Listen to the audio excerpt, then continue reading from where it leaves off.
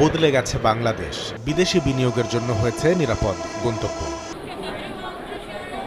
বাংলাদেশ বিনিয়োগ উন্নয়ন কর্তৃপক্ষ বিডার আয়োজনে ঢাকায় 4 দিনের বিনিয়োগ সম্মেলনে অংশ নিয়ে এমন পর্যবেক্ষণই তুলে ধরছেন নামকরা বিদেশি কোম্পানির প্রতিনিধিরা। নামটা হচ্ছে হোপ হসপিটাল। সময় সংবাদের সঙ্গে কথা হয় মার্কিন কোম্পানি বাংলা ইউএস এর প্রধান পরিচালন কর্মকর্তার। জানান $116 কোটি মানে 19,200 কোটি টাকা বিনিয়োগে পূর্বাচলে 300 শয্যার হাসপাতাল করতে যাচ্ছেন তারা।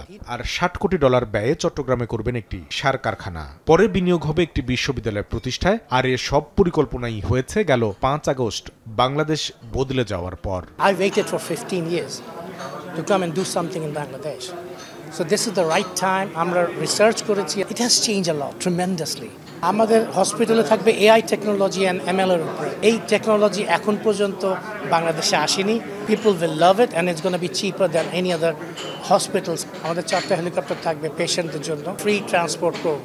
এবারের সম্মেলনে অংশ নেয়া বিভিন্ন দেশের কোম্পানির প্রতিনিধিরা বিনিয়োগের জন্য প্রাধান্য দিচ্ছেন ওষুধ, নবায়নযোগ্য জ্বালানি ও কৃষি খাতকে।